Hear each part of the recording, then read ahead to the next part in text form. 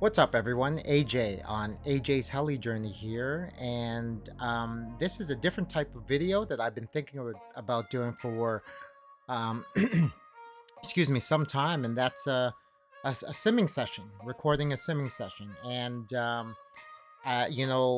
one of the avid followers of the channel, Jeffs, and some other people have suggested maybe I should try doing one. So here we are, and if it goes well, then I'll do more of them. Ideally, I think at this point, especially over the winter months, I'd like to do, maybe one sim session a week. I don't think there's any way I'm going to do all of them. Well, it's not possible because I sim a lot. Anytime I kind of have free time, I sim on my laptop. Right now, I'm on my desktop to do this, but my laptop kind of goes all over the place with me, so I can sim on that. And it's one of the reasons that I have been able to progress the way that I have. And I think I'll talk a little bit more about that later in this video. So I have sorry, I actually took some notes here. I don't normally prepare anything for these videos. I kind of go off the cuff, but I figured, if I'm doing this and there's some things I don't want to forget to talk about, then have some notes. Why not?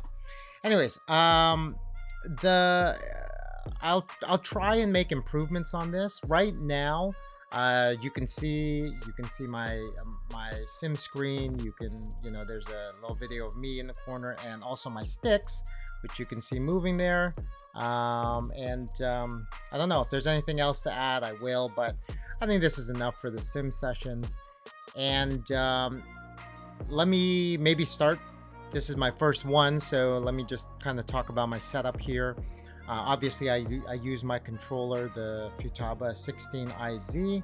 I really don't know of any controller that you can't use with your sim.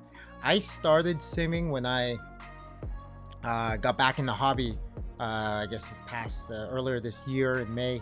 I started with RealFlight 9.5S, I think, and it was great. I think 9.5 was a great sim. It was I think it was really realistic and a good way to get me started. My big problem with RealFlight was that at least I couldn't find a way to add new models, and the models on there were not great. So, anyways, a lot of the pilots at my local club, they use HeliX. So I got HeliX, and I know there's other ones that are great out there, but since a lot of the guys at my club were using it, I thought I just kind of go with the flow there. Sometimes we jump on a server together, because you can do multiplayer with the sim. So yeah, so HeliX 10 is what I'm using, and I liked HeliX also because it has a ton of models on it, and probably more importantly for me, it has pretty much all the models that I fly. So that's great. And then you can kind of tune it in the sim, to best match your how the flight characteristics of your model. I'm not going to go through that in my setup in this video, but if it's something you guys would like to see, I'll gladly try and put something together for that. With this sim stuff, I want to make it as entertaining and as beneficial for everyone who might be watching as possible. So please feel free to make some suggestions or comment. I can't promise that I'm going to do everything, but I'll do what I can to try and make them better videos to watch. So this field right now that you're looking at, actually, let me just do a quick fly around here. This is the T-Rex 500 that I'm flying here, which is kind of the main heli that I fly. But what's it called? I just wanted to show that what you're seeing here might look familiar, because it's the heli field that I fly at. You might have seen it in my videos. I'm just kind of flying around here, but yeah, this is great. This is the actual field I fly at. If it looks familiar from some of my videos, I want to shout out David from the club. who went ahead and put in the effort to render this, and post it in Real Flight. So it's great, and we have 3 different flying bays, and all 3 are posted. Let me just here let's pull up one of the other ones. He did each one was done separately. So this is Bay 1. The one you just saw was Flight Bay 2, and this is Flight Bay 1. And so this is the one at far end. Flight Bay 2 that you just saw is like right over here where I'm flying over right now. And then there is Flight Bay 3, which you've also, if you've watched any of my videos, you've probably seen my videos also. There's the cornfield, and this is Flight Bay 3. It's a really nice club. Shout out to the Toronto RC Heli Club also.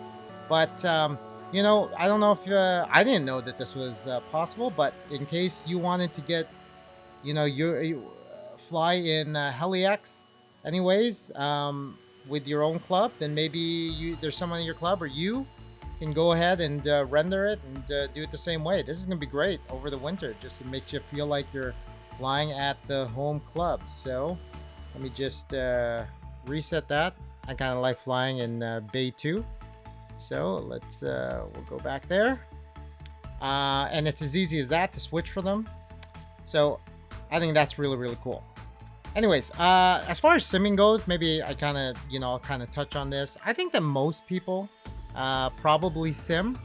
Again, I could be wrong on that, but I know that there's some that choose not to. That's fine, but I just thought for me, I think the benefits, in case it's something you're considering, I think the most obvious benefit is that there's no cost for crashing in the sim, so it's a great place to learn. But even the cost of the sim, like the cost of a sim is most likely less than the repair cost of one crash, or about the same, unless you're flying only micros, but even then, that's just the monetary cost, let alone the time to repair. And don't get me wrong, I love wrenching, I think, just as much as anybody else who likes wrenching, but at the end of the day, I'd rather be flying. So I think that's important part of the sim. And anytime that you're home and you got some free time, you can always just jump on the sim. You don't have to wait for, like, it could be horrible weather outside and you can fly in your sim. Like, one of the reasons I'm kind of starting this sim series is because it's gonna be winter here, and although I want to be able to fly, and I will fly out in the winter, I'm almost certain I'm not gonna fly nearly as much now because it's just so cold. So and like I said, I sim on my desktop, which I'm on right now, but also on my laptop, so I can kind of do it from anywhere, in my house. And there's also quite a few ways to make it more realistic. I feel that the bigger the screen that you can do it on, the better. I actually have 49-inch curved monitors that I sim on my desktop. My laptop's just a small, little 13-inch screen, but again, it's good enough to just kind of get some practice. If you really want to make it realistic, you can get the VR glasses. I'm actually looking at the HP Reverb G2 goggles, which again, just on referrals from the guys in our club, they swear by it. So that's just something to consider. Anyways, I think simming's great, and hopefully you try it out and you realize some of the benefits of that too. So how long has this video been? Sorry, I'm just kind of checking, and I don't want to make them too long, but let's kind of do some flying. So I think when you sim, you try and make your sometimes the setup can be a little daunting, I'm not gonna lie. But try and make the buttons on your controller or the switches the same as when you're flying, so that when you toggle them, it's similar to when you're flying in real life. And I think the closer you can make everything, to flying in real life, the better, the more beneficial the sim is going to be. So when you're simming, and I think I'll try and talk about this as I do more and more videos, but I think it's important that, at least for me, let me kind of preface that and say this is my process. I think it's important to be able to do something, um, like almost 100% of the time in the sim, before you go and take it to real life. At least that's what I try. Again, that's what I try and do. That's not a hard and fast rule, obviously, but I just think I have more success taking things to real life when I know for sure in sim I can do it almost 100% of the time, and that has prevented a lot of crashing. Also, um, keep my crashes to a minimum. So, and you know, this for those of you that are new, just hovering in one place, you know, and it may look like I'm kind of twitchy, it's just because I'm, kind of talking, but you can hover in one place. I remember when I started simming, like I would do this and I would drift. It would drift like this, and I found it hard to kind of just keep it in one place. You know, if you find it hard, in my experience, if you find it hard to do in the sim, you're going to find it as difficult, if not more difficult, to do it in real life. And if anything, so these are the things that you need to bear in mind. In sim, when it starts to go away, you can see that the camera is kind of following it, even though it's getting smaller. Because sometimes people are like, why doesn't it feel the same in sim? Camera, is following it. And look, as it goes further, it actually even, and I know there's things you can do in the sim to try and make this more realistic. I have a little bit, but look how far this has gotten. And, I'm not nervous at all, but in real life, it starts going that direction more and more and more. You start to panic, and that's why it doesn't feel the same sometimes in real life. That's why I think it's really important to be able to do things in a pretty confined area. Confined, I don't think confined is the right word, it's the only one I could think of, but in a small area successfully in sim, then that way you have some confidence of doing it, in real life, and then when you want to start doing things like going inverted and stuff. Again, when I started doing this, I was all over the place. Like this would go here, and then all of a sudden I'd be like over here, and I'd be like, oh shoot, but it wasn't until I was able to, control it in various orientations. I started with nose in, and then I went to tail in, and it's just something in sim that you need to be able, I think that if you can do them in sim like that, then you'll eventually be able to be more successful when you do it in real life. Anyway, sorry, I feel like I'm kind of rambling on there, but I just wanted to kind of definitely give my vote of confidence to people who are considering sim or haven't sim, or maybe feel like there's no benefit. I think I'm proof that there is, and it's just, you just gotta, like a lot of people say, you just gotta put in the stick time. So, but so on the sim, I can fly great. Like there's no, those are the half piro flips that I do, and then move on to full piro flips. Sorry, just as I was doing that, there I am messing up. But like I can even do continuous piro flips. Oh shoot, there, see, crash. But sorry, the sorry, I'm just, but with these I don't have as much confidence yet. I think that eventually, I mean, and even that was not great, but I do have a lot more confidence in the sim to do them. But I think the thing that I want to improve on, that I'm going to be working on a lot in the sim right now, is trying to come up with some routines that that I can do, um, and practice on in real life. Anyways, I'm just trying a couple things. Those are some funnels. I think the next thing I'm going to try in kind of in real life that I've been working on in Sim are just inverted circuits. And again, here in Sim, I'm pretty comfortable doing them. I have a lot of control, or I shouldn't say a lot of control, but I have control over them, and the bank circuits here in both directions. So this is the big thing that I think I'm gonna try. I want to be able to try next in real life, as I haven't yet. I started doing, if you follow the videos, I started doing inverted pirouettes on my Goblin 380, and I think that is something that just leads to be helps me get more confidence to be able to do these circuits. And then going from this to being able to do what's it called,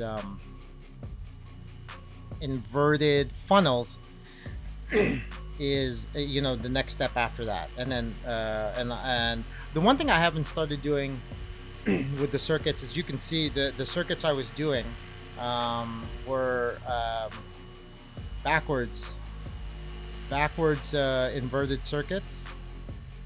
I haven't started doing nose or forward flying inverted circuits yet, but I will.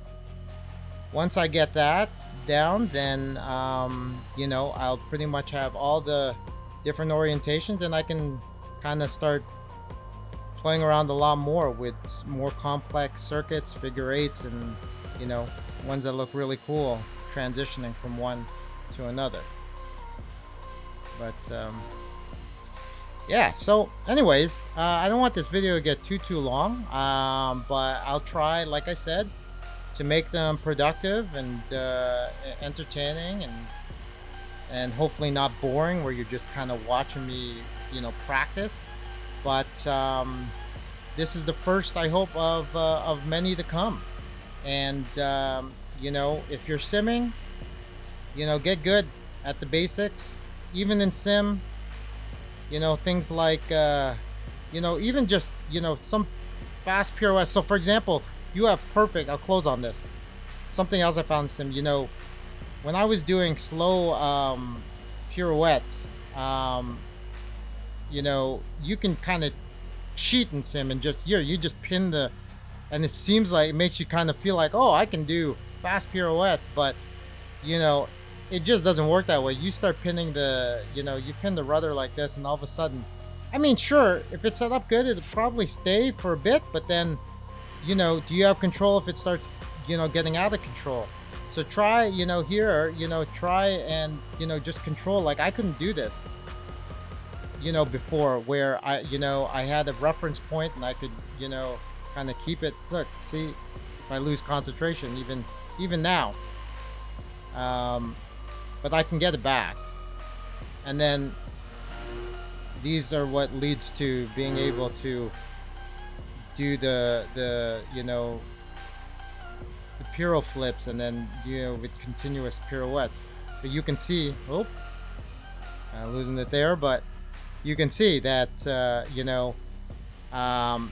when I do that, obviously I'm not keeping it in one place, and that means I'm not quite ready yet to take it out to the field. Okay, anyways, I think this video is getting a little long. I hope you like it. I hope you enjoy it, and I hope I can bring some more solid video value doing this. But that'll be it for now, and I'll show the other birds that I fly after. But yeah, thanks for tuning in. This is AJ on AJ's Heli Journey, signing out from my first sim session. Cheers.